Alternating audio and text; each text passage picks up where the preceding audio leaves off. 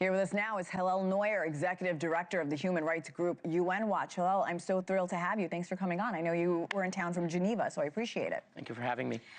As the conflict with Iran continues, we've heard criticism from many of our allies as well. What are you watching most closely in terms of how the United Nations is handling this global conflict? Look, the Gulf Arab states who've been hit enormously by Iran, in UAE and Bahrain and Qatar and the other places, they got the Security Council to adopt a very strong resolution condemning Iranian aggression against them. China and Russia were afraid to veto it. They abstained. So that was one response of the UN. But that's the exception.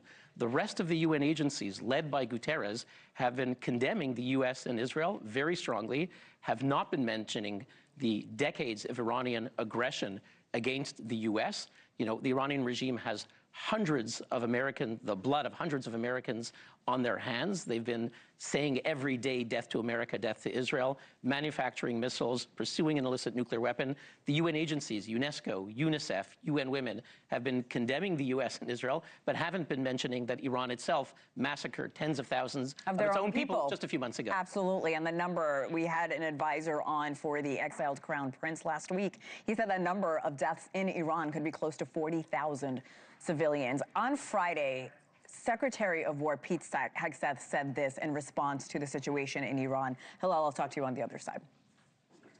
Our response, we will keep pressing, we will keep pushing, keep advancing, no quarter, no mercy for our enemies.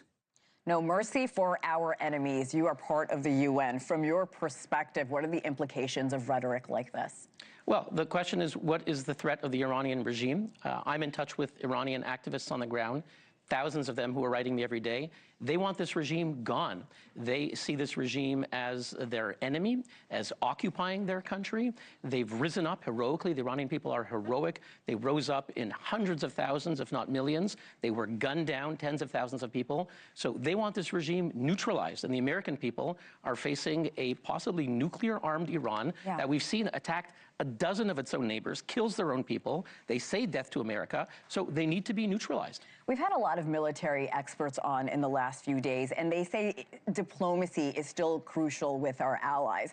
How do you reach diplomacy when our Secretary of War is telling our allies, hey, we're not going to have any mercy on the Iranian people or whoever gets in our way here? Well, the Iranian people are the ones who are asking for the regime to be removed. Excuse me, yes. Iranian regime. Yes. So look, the threat has to be dismantled. There is a threat of aggression against the entire Middle East.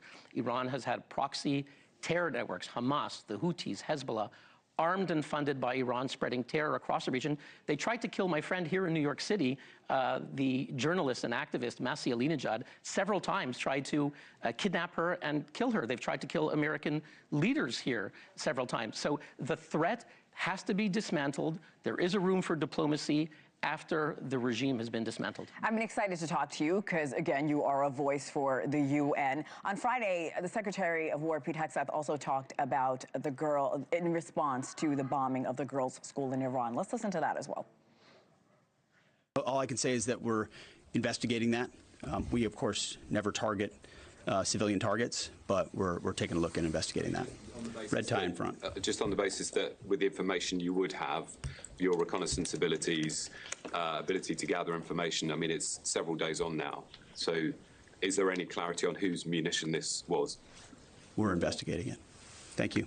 All right, almost 175 people were killed in that attack, most of them children. And I think that reporter made a good point. With the technology that the U.S. and Israel have, how do we not know yet just who was responsible for this bombing? Well, there's no independent verification yet of the casualties or anything.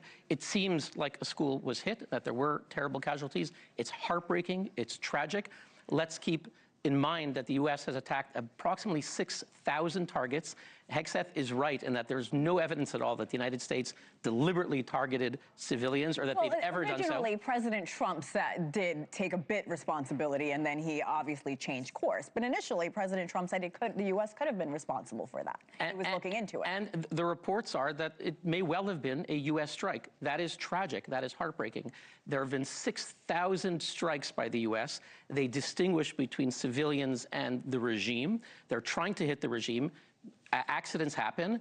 It has to be fully investigated. They've appointed an independent expert outside of CENTCOM to investigate. There has to be fully investigated. But to make the claim that this is a war crime because they're deliberately attacking civilians is false. The Iranian regime is attacking civilians. You've just had the reports now they're attacking Israeli civilian centers with cluster munitions, which by definition are spread out over populated areas. They're deliberately attacking civilians. The United States only is attacking the regime. Mistakes are tragic, need to be investigated. Hillel, you and I were talking about the recent crackdowns that have killed thousands of people in Iran. You said you have friends on the ground there. Does this moment strengthen their opposition, or does this war make it harder for them to speak up? No, they've been pleading with the international community, help us remove this occupying regime. They've been terrorizing us for decades. Iran is the world capital of executions. They attack dissidents, journalists, human rights activists, women who dare to demand their human rights. So they are waiting for this regime to be weakened. We've seen that Israeli strikes have been also against the Basiji, who are this repressive machinery of death in the Iranian regime. Yeah. So they're waiting for the moment to stand up and regain their freedom. You've spent years documenting human rights abuses by the Iranian regime. With the world's attention on Iran again, do you believe there is an opportunity, finally, for greater accountability for the atrocities from the Iranian regime? Yes, indeed. This is a moment. We're talking about 47 years of systematic repression. The regime has been condemned even by the UN General Assembly for attacking women who dare to demand their human rights, for attacking minorities, whether it's Azeris, Baha'is, Baluchis, Kurds, and others, religious minorities, attacking journalists, democracy activists. Finally, if this regime is weakened and dismantled, there'll be a chance for final accountability. From your perspective, what would a real diplomatic path forward look like right now, and who needs to lead it?